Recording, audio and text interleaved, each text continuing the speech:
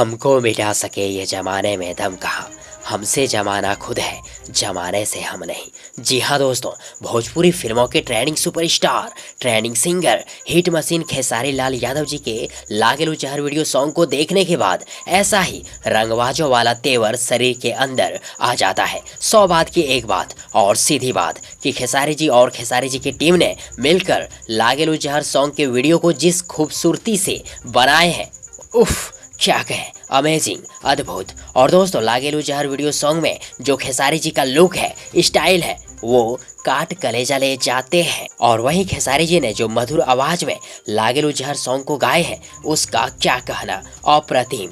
और साथ ही खेसारी जी के इस गाने का जो स्टेप है वो रंगबाजों वाला है।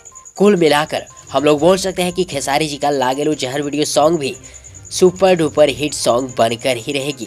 वैसे आप सबों को क्या लगता है, खेसारी जी का लागेलू जहर video song super duper hit होगी या नहीं? कमेंट बॉक्स में जरूर लिखिएगा। और यदि आप सबों को ये वीडियो, ये जानकारी पसंद आई हो तो प्लीज़ वीडियो को लाइक करें, वीडियो को अपने दोस्तों के साथ शेयर करें, और हाँ, चैनल को सब्सक्राइब करना और साथ ही चैनल के बेल आइकन को प्रेस करना ना भूलें।